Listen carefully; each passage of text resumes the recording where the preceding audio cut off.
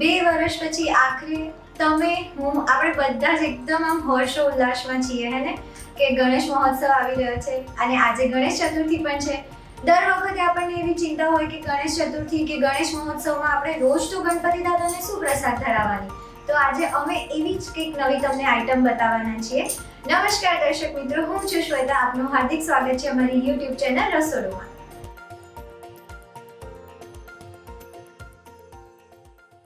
રાજવીબ, આજે ગણેશ ચતુર્થીનો એકદમ પાવન પર્વ છે. આજે તમે અમારા દર્શક મિત્રોને શું બતાવવાના છો? આજે હું 2 ટાઈપના મોદક બતાવવાની છું. એક નારિયેળનું મોદક અને એક ચોકલેટ્સના મોદક. નારિયેળના મોદક બધાને ભાવે, ચોકલેટના મોદક નાના બચ્ચાઓ આવે તે લોકો પ્રસાદી ભાવે. ઓકે, શરૂ કરીએ. તો આપણે 1/4 કપ ઘી લીધું છે, નારિયેળનું છીણ છે જે 500 ગ્રામ છે, દૂધ છે અને મિલ્કમેડ છે. તો ચલો આપણે સ્ટાર્ટ કરીએ. ઓકે, આપણે સૌથી પહેલા ઘીને ગરમ કરવા મૂકશું. ઘી ગરમ થાય એટલે આપણે ગેસને બંધ કરી દેવાનો છે. બરાબર? આપણે અત્યારે નારિયેળનું મોદક બનાવીએ છીએ એટલે આપણે ઘી મૂક્યું છે. ઘીમાં હવે ટોપરાનું છીણ નાખશું, પણ ગેસ ત્યારે બંધ કરી દેવાનું છે, નહીં તો ટોપરું બળી જશે. એટલા માટે આપણે ગેસ બંધ કરીએ છીએ. અને આપણે આ જે છીણ છે મેમ, એ કેટલું લીધું છે? આપણે 500 ગ્રામ લીધું છે. ઓકે, આપણે બસ ખાલી ટોપરું શેકાય ને એટલું જ પૂરતું કરવાનું છે. ઓકે, એટલે આપણે એને કઈ કલર ચેન્જ થાય કે એવું? ના કશું જ નહીં, ખાલી નોર્મલ શેકાવા દેવાનું છે. હવે થોડો ટેક્સચર એનો ચેન્જ થાય ને એટલા માટે આપણે આ ઘીમાં શેકીએ છીએ. ઓકે, હવે આપણે જોઈ શકીએ છીએ કે આનો આખું ટેક્સચર ચેન્જ થઈ ગયું છે, રાઈટ? હવે આપણે લોટ જેવું લાડુ ફોર્મ થાય ને એવું એક આપણે ટેક્સચર જોઈએ છે. એટલે ઘણા લોકો મિલ્ક નથી નાખતા, બરાબર? પણ આપણે નાખશું થોડુંક દૂધ, એટલે શું કે હજી સોફ્ટ આપણને એનું ટેક્સચર દેખાય. ઓકે. અને તમે આગળ જે વાત કરી ને સ્મેલિંગ હવે ધીમે ધીમે આવી રહી છે આવી છે ને. દૂધ એકદમ ગળાઈ ના જાય ત્યાં સુધી આપણે એને હલાવતા રહીશું. ઓકે, અને એ પણ આપણે ધીમા ફ્લેમ ઉપર બધું ધીમા ફ્લેમ ઉપર જ. સેક મેં તમને જેમ કીધું, જો જરૂર ન હોય તો ગેસ બંધ જ કરી કરવાનું. ઓકે,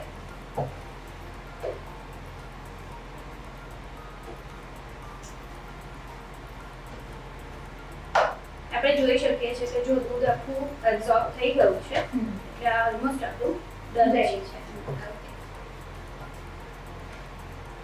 હવે આ થઈ ગયું છે એટલે આપણે થોડું ડીશમાં એને ઠંડુ થવા દઈશું, કારણ કે આપણે મોદક તો જ થશે, નહીં તો ઢીલું પડી જશે. રાઈટ. 5-7 મિનિટ આપણે હમણાં ઠંડુ થવા દઈએ.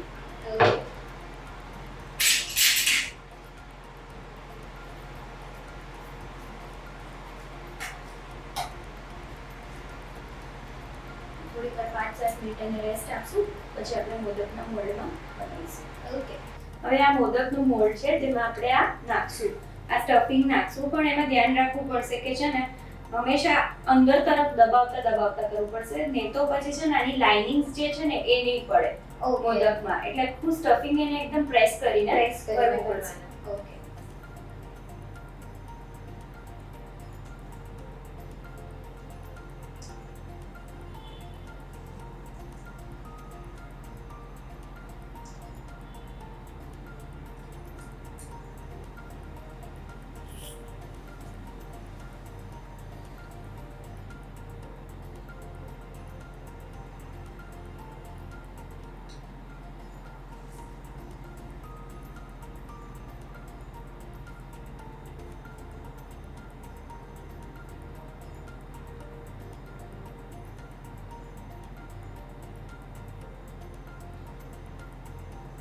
આખું મેં પ્રેસ કરીને ભર્યું છે ને જે વધારાનું હોય એ અહીંયાથી કાઢી નાખવાનું.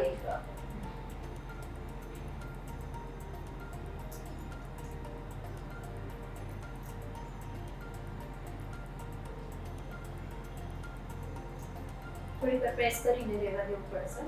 ઓકે, નહીં નીકળે. અને આપણો હાથ જો ચીકણો હશે ને તો થોડુંક ડેમેજ થવાનું વધારે ચાન્સ છે.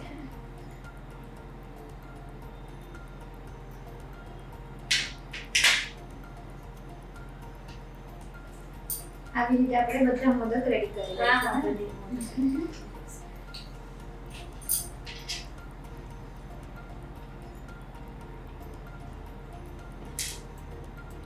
એમાં સ્ક્રૂ આવે છે, જો તમારે કરવું હોય ને તેવી રીતના સ્ક્રૂ કરી પછી ટાઈટ ટાઈટ કરી કરી દેવાય, શકો પણ થઈ જાય છે, વાંધો નથી આવતો એવી રીતના.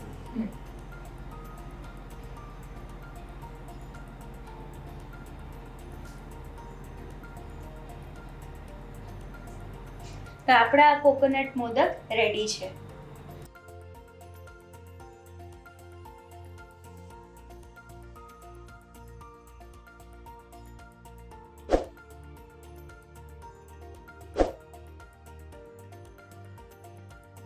તો હવે આપણે ચોકલેટ મોદક બનાવીશું, કિડ્સ ફેવરેટ. આ ડાર્ક ચોકલેટ છે અને આ વ્હાઈટ ચોકલેટ છે, આપણે બેને કમ્બાઈન કરીને ચોકલેટ મોદક બનાવીશું. ચોકલેટ તો કિડ્સ નહીં, બધાની ફેવરેટ હોય. હા, પણ જે કોકોનટ ના ખાતા હોય એ ચોકલેટ વાળા ખાય મોદક. યસ, શરૂ કરીએ. તો આપણે હવે ચોકલેટ મોદક સ્ટાર્ટ કરીએ. ઓકે. સૌથી પહેલા આપણે આ ચોકલેટ મેલ્ટ કરવાની છે, એટલે ડબલ બોઇલર ચોકલેટને કરશું. અહીંયા ગરમ પાણીમાં લીધેલું છે, એના ઉપર આપણે કોઈ બી માઇક્રોવેવ સેફ બાઉલ કે કોઈ બી આપણે કાચનો બાઉલ લઈને ચોકલેટ મેલ્ટ કરી લેવી.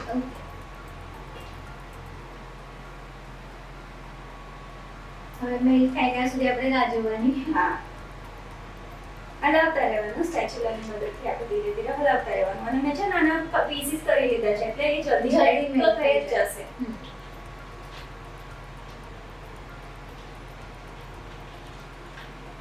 હવે આપણે આ ચોકલેટ મેલ્ટ થઈ ગઈ છે, એટલે આપણે એને કોનમાં ભરીશું તો ઇઝીલી આપણે મોલ્ડમાં ભરી શકશું. ને તો આ હાથથી જો અગર સ્પૂનથી કરીએ થાય, પણ હવે જો આપણે સ્પૂનથી કરવા જઈએ તો અડધું બહાર પડે, અને બધા કોનથી તો ઇઝીલી થઈ જાય અને જલ્દી પણ થઈ જાય. તો હવે આપણે કોનમાં નાખી દઈએ.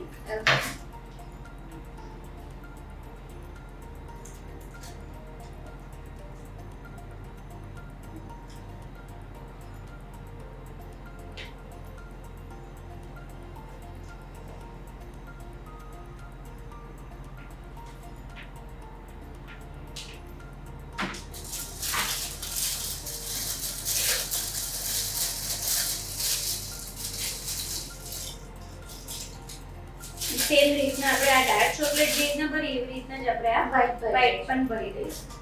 ઓકે.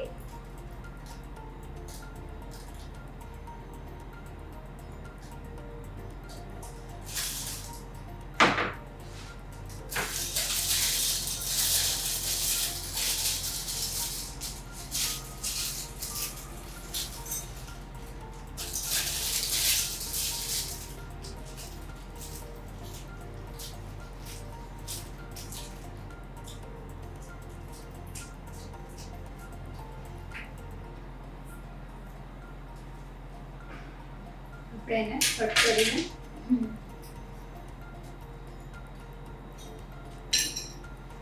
કટ કરીશું. એટલે હવે આમાં શું ધ્યાન રાખવું, આપણે પહેલા આ ફિલિંગ કરીશું ડાર્ક ચોકલેટની, અને ઉપર પછી વ્હાઈટ ચોકલેટની ફિલિંગ કરીશું.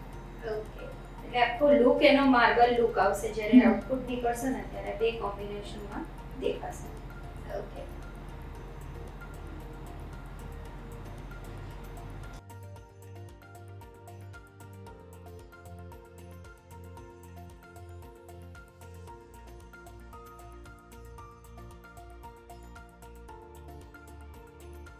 હવે આપણે જેમ ડાર્ક ચોકલેટ ભરી એવી રીતના વ્હાઈટ ચોકલેટ બી ભરી દઈશું.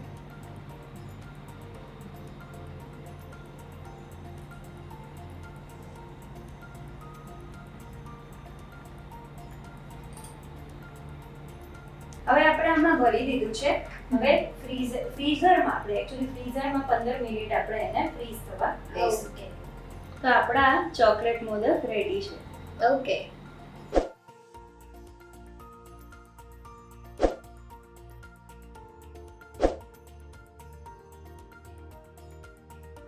ફરી એકવાર તમે અમારા દર્શક મિત્રોને મોદકના મસ્ત બે અલગ અલગ રેસિપી આપી છે, એના માટે અમારા YouTube ચેનલથી તરફથી તમને એક નાનકડી ભેટ. Thank you so much. Thank you મને ઓપોર્ચ્યુનિટી આપવા માટે. Thank you ma'am. કોકોનટ અને ચોકલેટ મોદક બનાવ્યા ને? નથી બનાવ્યા? બનાવ્યા તો હશે જ, પણ કોમેન્ટ કરીને તમે અમને કેમ કહેતા નથી કે કેવા બન્યા છે? કોમેન્ટ કરીને અમને જરૂરથી કહેજો કે તમે ઘરે આ મોદક ટ્રાય કર્યા તો કેવા બન્યા છે, અને તમારી પાસે પણ જો આવી કોઈ અવનવી રેસિપી છે તો અમને કોન્ટેક્ટ કરીને જણાવજો. અમારો કોન્ટેક્ટ નંબર ડિસ્ક્રિપ્શનમાં આપેલો છે. ધન્યવાદ.